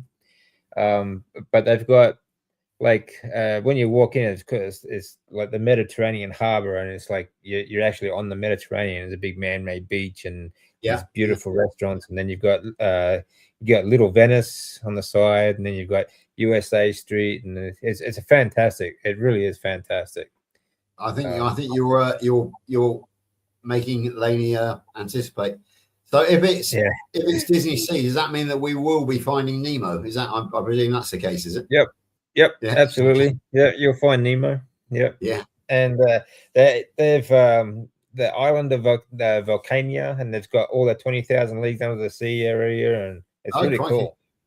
Yeah, you're even getting me excited about it, honestly, DC. Yeah, the real Nautilus there as well. It's awesome. Laney's getting very excited in chat. I'm surprised she hasn't come running in here to demand to know more, actually, to be honest. Now you're talking my language. Yeah. No, it is very cool there, actually. It's yeah, I think it's one of the best ones, actually, because none of that woke crap that you get in America, and the Japanese don't fall for that shit. And yeah, it's really cool. It's really cool. So, I mean, there's a lot of good. I mean, there's a lot of great stuff to see and do there. You can go from like in just a couple of days. You've got all the like modern Japan mixed with traditional Japan, like the shrines and temples and things like that, and all the like touristy sort of gift shops and so on. And on the other hand, you got Disneyland, and you can even go to Universal Studios down in Osaka, and they've got Nintendo Land and things like that as well. Yeah. So it's just so much to do. It really is, and a really small area. Give me a time scale. Days in Osaka, you're in Miyagi. How long between you by bullet train or by road? What's it in terms of? If you get the express bullet train, like from Tokyo to Sendai, it's only 1 hour. And Sendai is 350 kilometers. Near where Dave lives. No, Sendai is in Miyagi. Like Miyagi's the state, and Sendai is the city. That's where you live. So that's where I live, and that's 350 kilometers north of Tokyo. It's about 1 hour on the Shinkansen, the bullet train to Tokyo. Okay, fair enough. So, and then it would be another 1 hour to Osaka if we were to go to Universal Studios. About that, yeah. That's about 2 hours in between you and Dave Mack is really what I'm asking. Yeah, pretty much. That's no burden, is it really? Yeah. By the time you swap trains and things it's like you could do it in about 3 hours. It's really not that big a deal, You spend a night down there or somewhere like that. Yeah, exactly. So it's no big deal at all. Hey, Lee. 5, I'm saying 5. Fine. Yeah. Well, actually, a great place to stay actually is Yokohama. Yokohama, near Yokohama Station. There's a lot of really cool stuff there too. It's just a cool place to be. Actually, it really is, and there's always something to do as well. I've got a question. Okay, Jonathan, Breathwork Guru. What's the utility of breathwork around meals, before, during, after, if someone wanted to optimize their eating window experience? You can do it after a meal.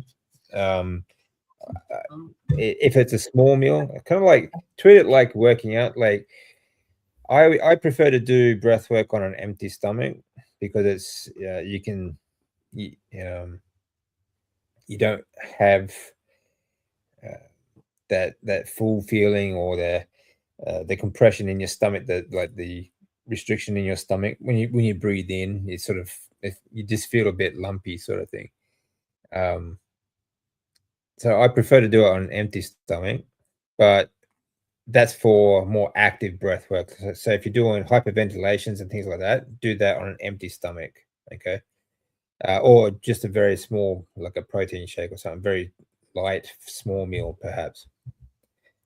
Eat afterwards is good, especially if you do like a down regulating. So if you're doing an up regulating, it's going to be much easier for you to do it on an empty or without food. Okay, not so much empty, but without food.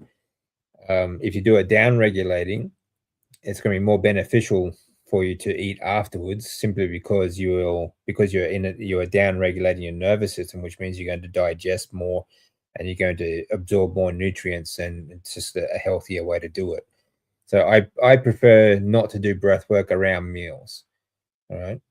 That's why, like, first thing in the morning, especially if I do hyperventilation, like after the ice bath to warm myself up, I do it before I eat anything.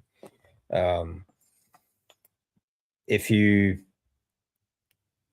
doing it for other benefits as well, such as increasing your EPO production, the EPO peaks around 3 hours after your last breath hold. Okay. So again, if you do like a cold therapy or something in the morning and do your breath work first thing in the morning and then eat, and then give yourself time to, like, a couple of hours to settle your food and before you go to the gym and train, that's when your EPO levels are going to be the highest point as well. So you're going to get a lot better. You're going to train a lot better. You're going to train a lot easier, a lot stronger.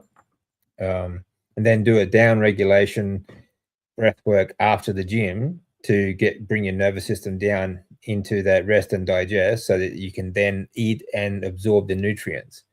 That would be the best way to do it. Yeah. You're most welcome, mate. Most welcome. Yeah. Yeah, I mean, you're going to get the most benefits out of doing it that way anyway. So I try not to either do it before eating or after eating. Always before eating anyway. Always before eating, or a couple of hours after. Like before bed, you can do a down regulation. Down regulation as soon as you finish training, before you eat for recovery, and train like a couple of hours before you actually go to the gym. So that's what I would do. That's how I do it anyway. So it's much easier. So what we're talking about Japan, weren't we? And Disneyland. Yeah, Disneyland has actually just added a new area last year. The Beauty and the Beast area. So it's all very, very, like old Tudor style French sort of town, and it's really cool. It's really cool. Yeah, I remember the film, the Disney film Beauty and the Beast. Yeah. Gaston was a hunter, I think, wasn't he? Yeah. It's actually like they've got his tavern there too. It's like it's got a statue at the front. It's pretty funny actually. So yeah, but it's a cool place to be. It really is. Yeah. So with the bullet train, you can be from one end to the other in the same day, and it's very easy to get around actually. Good. And it's I think carnival tourism is something which I'm very, very keen on the idea of, because it's it's so easy to get around the world nowadays, and we have the world at our fingertips here. Oh, by the way, did you get my? Are we on WhatsApp together? I sent you a thumbs up. Did you get it? Yeah, mate. You did? Okay, so I'll send you some of the photographs from yesterday, because on WhatsApp you can send pretty much unlimited photographs. On email, which I was using before, I could only send 4 at a time. So I've got some really good photographs of us on the beach yesterday. I'll send you those once we come off here. It's Lainey up to her neck in water, me wading in very, very gingerly into the water. So it was a good day, very good day. And you'll see the terrain that we deal with down here as well in Dorset, which is very hilly and very beautiful actually. Yeah, that's cool. Actually, that crevice, that walk you went through the other day was really cool. Yeah. Oh, cool. Yeah, no worries, Jonathan. Yep. I just got it recently, actually, so I haven't really told many people, but yeah. Yeah, that's what I thought, Dave, because I never associated with you with WhatsApp, but I've always used email. But I thought I'd ask, and you have got it recently. Well, I never got it until I think I got it about 6 weeks ago. Actually, a friend of mine in my breathwork community, wanted me to get it, so I got it, and okay, fair enough. I say So that, now I'm on WhatsApp. the truly great thing about WhatsApp versus email is A, it's instant, and B, you can send much better attachments. Yeah, much more it is pretty cool actually. You can send in thing. videos and photos and stuff. Yeah, so, precisely. yeah. An email is much more restricted on that. So yeah, I'll be able to send you far more stuff of my research plus our adventures. So yeah, I look forward to it. Mendes saying, when my sons cry and throw tantrums, we teach our sons everyone gets upset. You can't control that, but that you can control is your breathing. Very good. Yeah, and then breathe in your nose, out through your mouth, out through your mouth. Yeah, very good. I mean, just breathe in and out through your nose is better actually. But that's very good. That's good that you're teaching your kid to breathe properly. You know, George was saying before, he was talking about warriors, the way warriors used to breathe. There are. I'm actually writing about this at the moment. And just secret, don't hush, don't tell anyone. But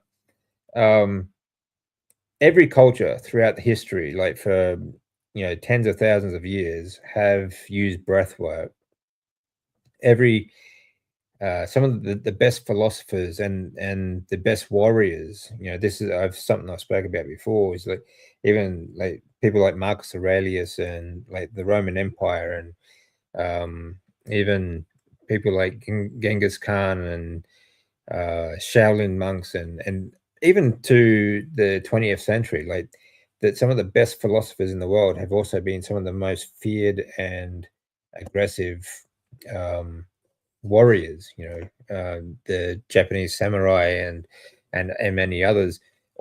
Every culture has them, and it's the simple fact that they are able to control their autonomic nervous system. And I use the analogy that they can go from warrior mode to philosopher mode, and the way they do that is through breathing. They have these like the Marcus Aurelius meditations are actually very famous even today. But what they all carry with them, it doesn't matter, meditations from monks to the Shaolin monks or samurai, Japanese samurai, or even tribes in Africa and the American Indians and so on, they all have this. They all have these prayers or meditations, and every one of them incorporates breath work to get them into that, to down regulate their nervous system for when they are praying or getting into that philosopher mode. And they all have a certain type of breath work to keep either build up their energy before a battle or hunting, but also to stay calm while they are in a battle as well.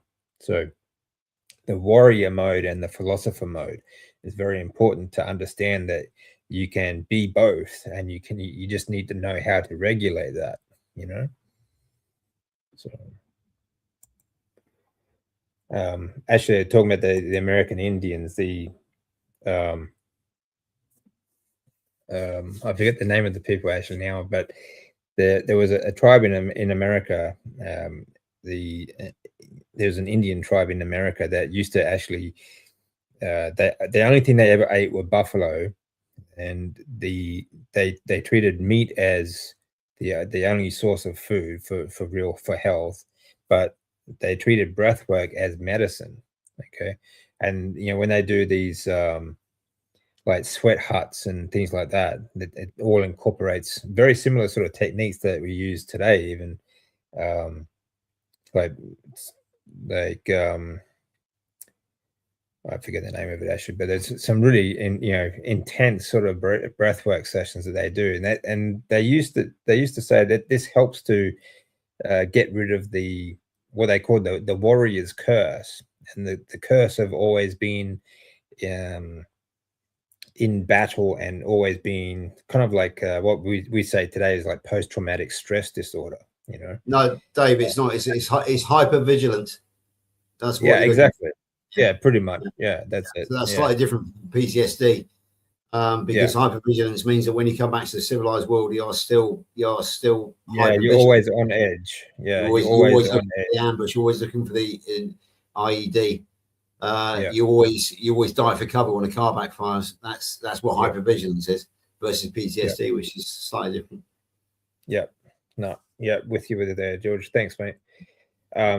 So all of these people, they have all, throughout history, and it's not just them, like Vikings, European tribes and European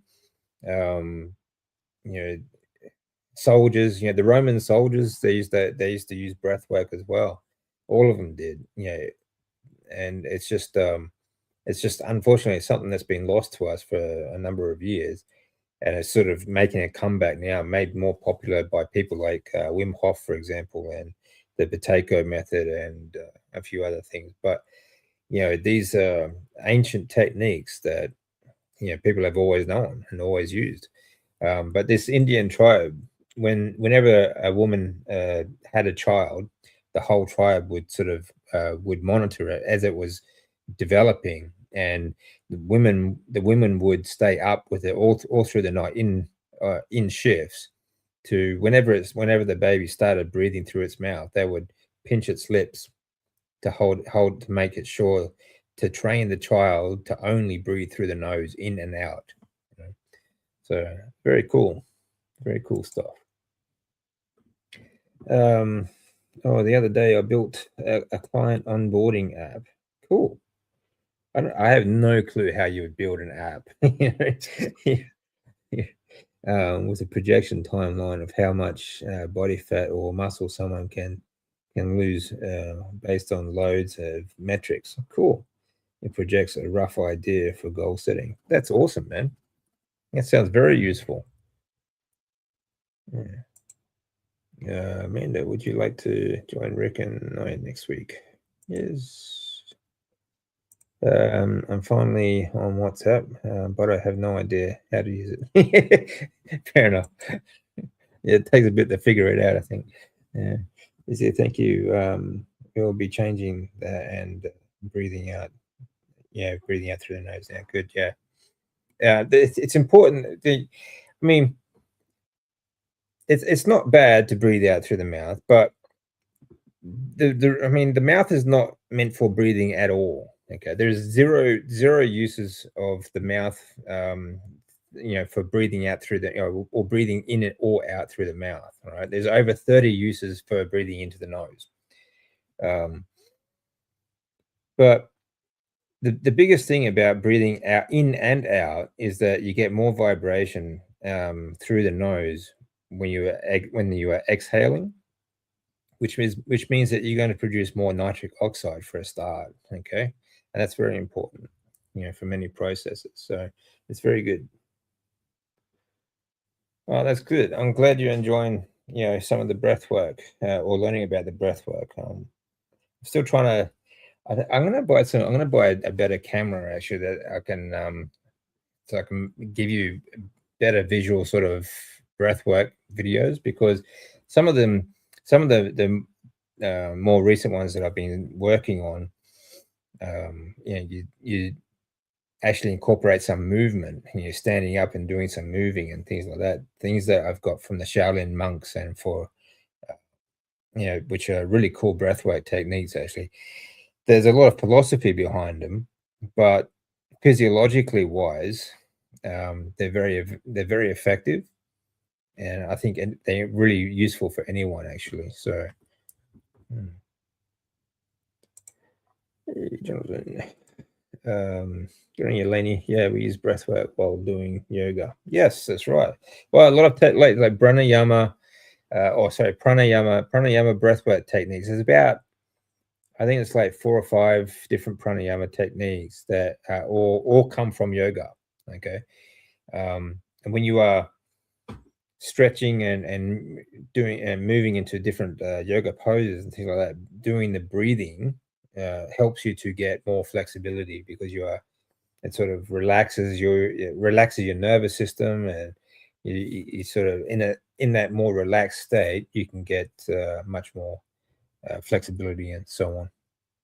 So it's good. Excellent, lady. This show and everything I've learned this morning is exactly what I needed today. First thing waking up. I'm so glad. I'm so glad, Manda. So glad. Very good.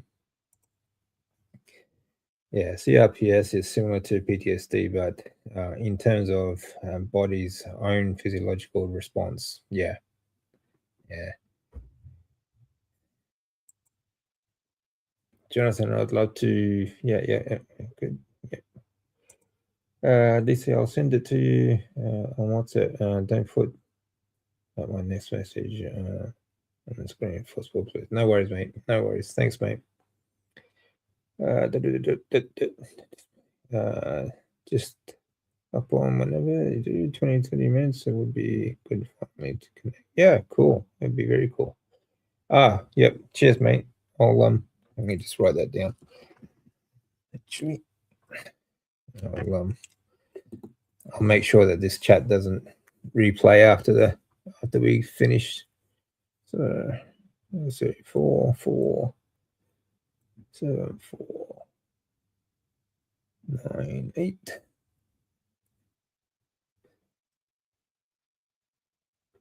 I just realized I'm trying to keep this secret and I'm wording it out as I write it down. Yeah. This year, I would want to continue to teach my children the improper way to deep breathe. So grateful I learned this this morning. This is literally it all. I say on repeat all day long to the boys. Oh, that's good. Yeah, it's something. It's really important that the biggest step is like anything. When you are changing your diet or incorporating breath work or anything like that, becoming consciously aware of what you are doing. Being intentional with your breathing is going to make a very, very big difference. So it makes a huge difference to especially developing children. The way you breathe can shape your face. Okay. Now I've written about this on Substack. Now I've written about mouth breathing through developing years and soft food diets. Okay, soft food diets are very bad for children because it inhibits the growth or the development of your jaw. Okay, so like if you grow children up on soft food, their jaw doesn't develop and it's very small and it gets very small or narrow palate, and that is not just about the aesthetics of this person's face and their jaw. It also restricts their airways, which means that it's going to be very difficult, or they're never going to have the performance or being able to breathe properly right throughout the rest of their life. This is not something they can get back. If they are mouth breathers, for example, their jaw will develop elongated. So people with a really long face. Okay, that's because they were mouth breathers as they grew up. So it can shape the way they look, and it will also inhibit their airways and things like that. So the palate of their jaw and so on. So it's very, very important that they have a more of a hard food diet, like the carnivore diet, for example, or just eat meat, but also to breathe properly so they don't get that sort of elongated sort of jaw and long face sort of thing developing. And, Dave, do you want to throw in the anguilla, the European eel, as confirmation for this? Yeah, that's a perfect example. These are two eels that one species, but very different in their habits. Yeah, that's right. They're two, like one species of eel that have they sort of develop in two different two different diets. One eats crayfish and whatever whatever meat they can find, and they have a very strong thick skull and jaw. Okay, and the other one has it just eats very soft food like seaweed and things like that, and worms and so on, and it has a very small underdeveloped jaw. Okay, and it's a perfect example of the same species developing differently because simply because they have a soft diet or a hard diet. I mean, this is, I mean, like I said, it's a perfect example of what happens, and you can see it in people all the time. You see the profile of some people that have a very small jaw, and sort of their faces sort of goes into their neck, sort of thing, and or very narrow, fragile jaw. It's very easy to get or have a broken jaw, or loose teeth and things like that, poor teeth and so on. But it also restricts their airways, and that's the next most important thing. You want them to be able to breathe properly, Yeah, just a word on the eels. I've caught. They're very common around here, and I've caught both species. And I think this probably the best way of describing it is that the flat-headed eels with the big jaws, very broad skull, and they eat vertebrates and crustaceans. Whereas the smaller, very delicate, very narrow-headed eels with the narrow jaws, they eat invertebrates. They're still obligate carnivores, but they eat the invertebrates such as the larvae of other flies, and as you said, worms. Worms is one of the staples. But for the bigger broad-headed eels, then it's all about fish and crustaceans. So yeah, it's a fact. It's been researched. Yeah, that's right. Yeah, a bit of an ADHD numpty. Yeah. Yeah, Rick and I talked about face shape yesterday. He grew up his prime growth years, on duck food. Yeah, I imagine that's why he has a narrower face. Yeah, it could be. Yeah, again, could have been the way he was breathing too. Like when he was developing, if he wasn't consciously breathing through the nose, so to speak, as well, that would also, it gives you that elongated sort of jaw, narrowing as well. So, yeah. If I had to label it, I'd say my boys are carnivores. So that's good. That's fair. As long as they're getting their meat, you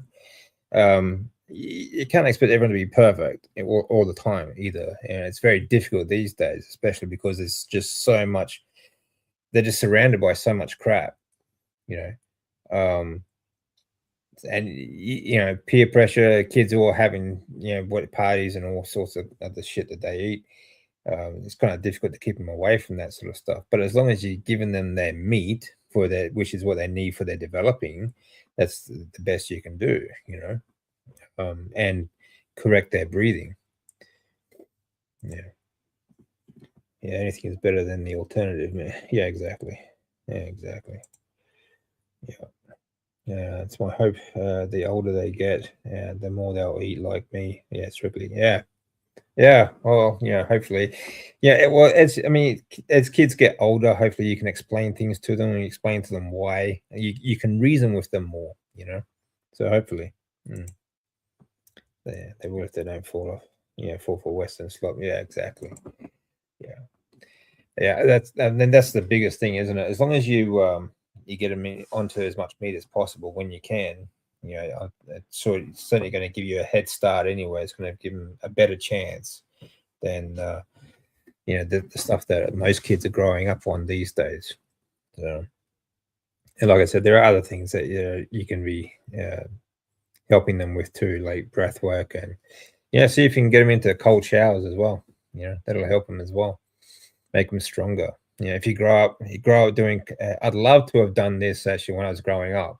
If I was on the carnivore diet, doing breath work and cold therapy each morning while growing up, I mean, through winters that we dealt with the cold. We didn't have much when I was a kid, but through summer and things like that, there wasn't much cold to go around. So I certainly weren't going to jump in a cold shower when I was a kid either. My sons are almost 3 years old and 5 years old. Okay, still young. They're given one good item on their plate at a time, and they have to eat the meat first before anything else goes on their plate. You can't have any pudding unless you finish your meat. Wasn't it? I remember, if you didn't eat your meat, how can you have any pudding? Yeah, I remember it. Exactly. Yeah, they're usually full after the meat and milk. Yeah, that's the thing. This is how I tell people they should transition onto the carnivore diet. It's a very simple process. Do it slow because your body needs time to adjust. Okay, but the easiest way to do it is just simply increase your meat intake and eat the meat first, because then when your meat's very satiating, you eat the meat and the fat, what you have left over, you're really not going to want to eat much of anyway. So it's a good way to transition. So it's a good thing that you're doing, man. Good job. Yeah. Yeah, I get that food item. Yeah. So, how can you have any pudding if you don't finish your meat? Okay, Dave. So there's something I want to clarify today that maybe we can take away, and that's that we're talking about breathing again.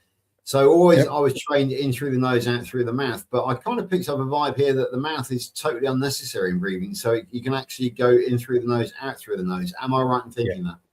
Right. 100%. Okay. So your mouth is for eating and for talking, and your nose is for breathing. Is that can we encapsulate it like that? Yep. Is that a good way of remembering it? Yeah. Yep. Your mouth is for eating and talking. Yep. And then your nose is so instead of in through the nose, hold, out through the mouth, it's in through the nose, hold, out through the nose. Yep. Okay, brilliant. That's my takeaway from today, because I was always trained up until today in through the nose, out through the mouth. So in through the nose, out through the nose. Yeah, no, it's there's zero reason to breathe in or out through the mouth. Right. Okay. There are different techniques. There's so many different breathing techniques that we use, and some techniques we do incorporate mouth breathing, but it's for an acute exercise. It's only for that breathwork session, and we do that simply because we're trying to reach an altered state of our nervous system. Okay, so when we blow off all this CO2, okay, and we are mouth breathing, this is for a specific reason. We want to reach a certain nervous state that we can bring about physiological changes and so on. It's kind of like shocking the system. Okay, but in general, doesn't matter whether you are exercising or just normal life, the only way you should be breathing is in and out through your nose. Okay, and it's a very difficult thing to do for most people these days, like I said before, because the way we've developed, we've been on soft food, we've never been educated on the way to breathe properly as we developed and so on. But it's like any other exercise. Once you get comfortable with doing it, you won't believe how much better you will feel compared to what you did before. It's very important. So it's not saying that you are going to be able to do this and right away, or it may take a long time to actually do this, but do your best to consciously breathe in and out through the nose, no matter what. Yeah, I think I'm getting there already, to be perfectly honest with you. It's not yet subconscious, but it is a conscious decision to actually keep my mouth shut when I'm climbing hills, for example, and just sort of mentally do that. And but certainly if you're not concentrating, then it is easy to fall back into bad habits again. But the more you concentrate every day on the good habit, the more it's going to become subconscious. So in the end, you'll find yourself doing it even when you're not thinking about it. That's my experience in life anyway. So I'm hoping that the breathwork will be the same. Concentrating, it will happen. Losing concentration won't. But then eventually, when you become so used to it, the body becomes so used to it, even when you lose your concentration, you'll carry on breathing properly. It's the same with any habit, really. It's a habit, and it's a good one. But it's something. I mean, even if you do fall out of it, as long as you consciously you say, oh wow, you catch yourself breathing the wrong way, then you can correct it. That's part of the journey. Like that's just part of training your nervous system to do it automatically. That's still a good thing, you know. So don't be too hard on yourself if you catch yourself every now and then doing not breathing properly. Yeah. So, Jonathan's saying that breathwork is critical for me when doing long journeys. Yeah, I imagine it would be, because it's a very good controller of pain. You activate your vagus nerve, and you down regulate yourself. And you slow breathe, or take a deep breath and relax. Then very slowly breathe out. It activates your vagus nerve, and that pretty much sort of numbs you a little bit. That's really one of the controlling levers for pain. So yeah. I mean, it's not going to take everything away, but it does help. It certainly does help. So, and you calm your nervous system. It's the same. And you do that. I mean, this is what like cold therapy is about too. I mean, apart from the other physiological sort of benefits you get, like not only activating brown adipose tissue, but actually browning white adipose tissue, and creating mitochondria and that sort of stuff. But for your nervous system, when you jump in the ice bath first thing in the morning or have a cold shower, you are training your nervous system to deal with stress. Okay, you breathe, you consciously breathe, and then you relax and calm your nervous system in a stressful situation. So you are training yourself to react the same way in every other stressful situation. So it's very beneficial. Okay.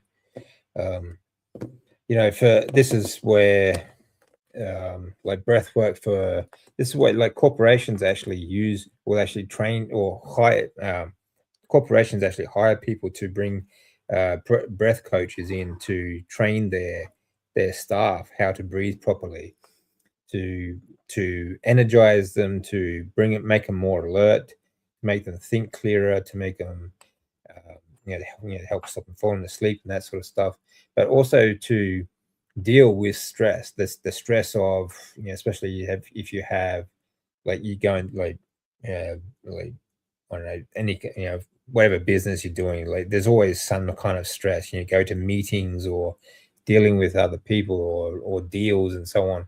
There's also always a stressful situation.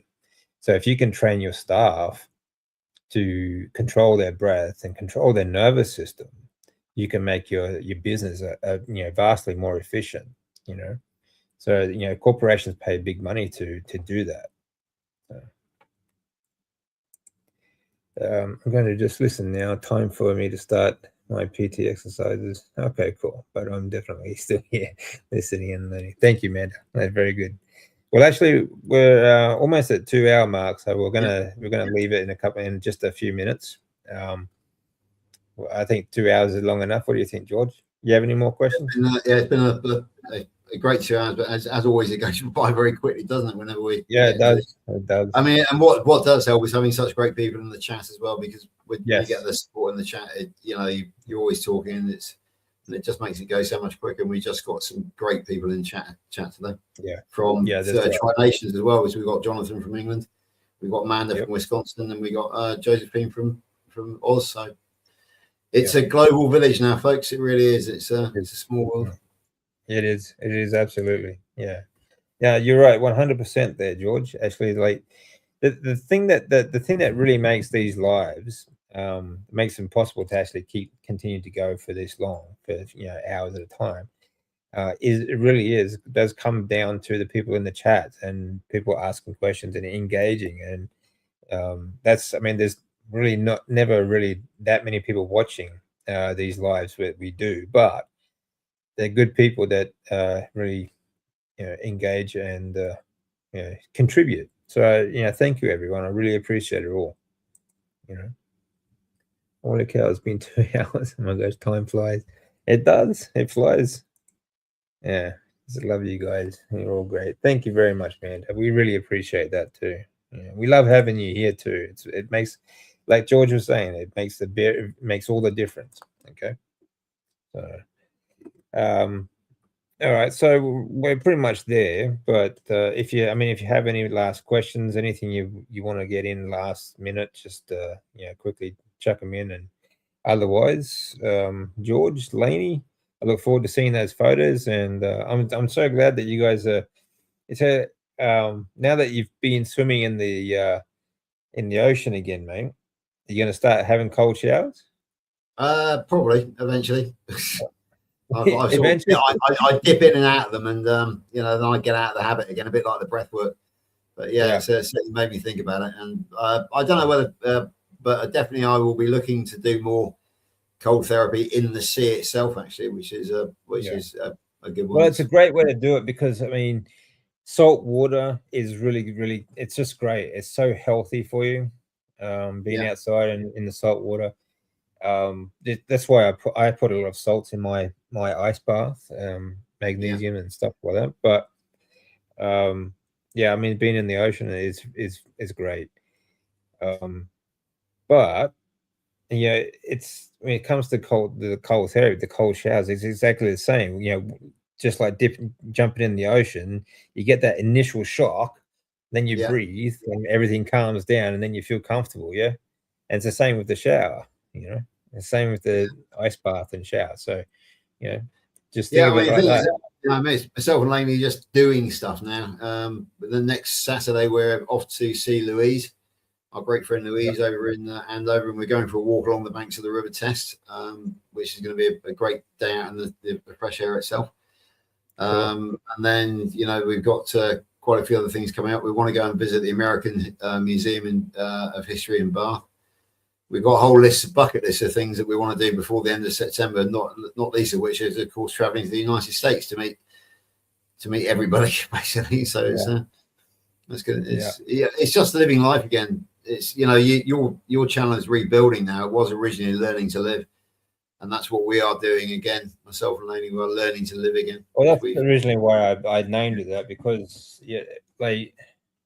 I'm really just, I mean, and I'm now still, I'm the same. I'm still just sort of learning to live again and trying to find a new path, in life, trying to find a new, a new goal, basically, or a new, just,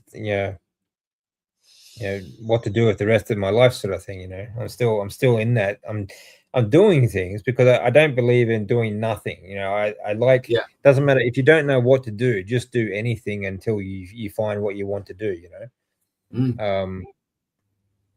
but I'm very much in that mindset still too, still trying to find my sort of way, and whether, finding a new way to live.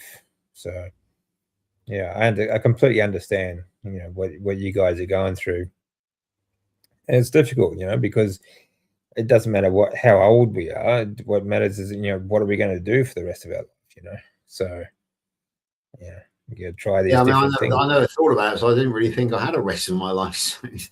Well, I was the same, they keep telling me that, no, you're going to be dead soon. So I'm like, there's no point. There's no point trying. I wasn't told I was going to be dead soon, but I came to that conclusion myself because I was morbidly obese and feeling very ill and unable to move. And I was told I was chronic and progressive, and my disease could only be managed by pharmaceuticals. But then I discovered what I've discovered, and now I've got a whole new 25 years ahead of me. Instead of like you're supposed to sort of be decrepit and unable to work past 65, 67. But that for me, they really just want to sort of manage your decline, don't they? They do. They don't expect you to sort of come back. No, this idea of retiring at 65 or 67 is just ridiculous to me. Because most of my friends are slightly older than me here, and they're all doing it. And they're going down the pub and drinking, playing pool, watching sport, and they haven't got a purpose in life anymore. Not really. And that's what I now have. And it's my purpose is to unite the global carnivore community and to make sure that we have plenty of international exchanges and that we get the message out there. That is my mission statement. I'm here to unite us, and to make sure that we don't get forgotten, that we don't get ignored, shall we say?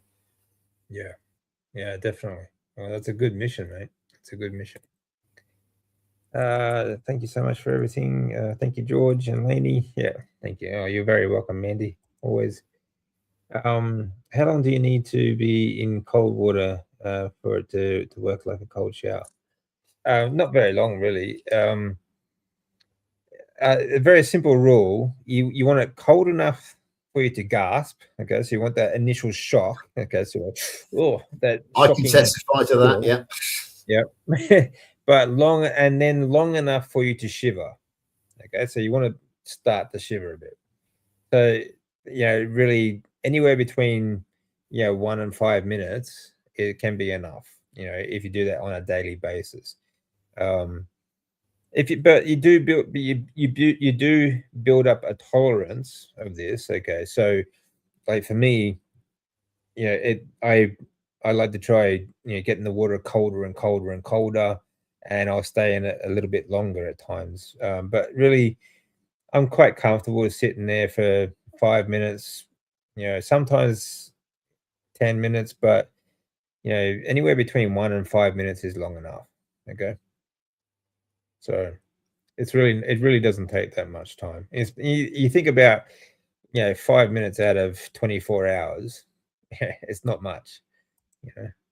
So all right, guys. Well, thank you again, George. Always great catching up and talking, and so glad to see you, Lainey, as well, and fighting fit, and yeah. Excellent. I'm so glad to hear about the day at the beach. Sounds like a lot of fun, actually. So yeah, well, you're going to get the photographs within the next 10 to 15 minutes. So that's the joys of WhatsApp. It is instantaneous. Very cool. Very cool. Yeah. So all right, guys. We'll see you soon. Thank you all. Bye all.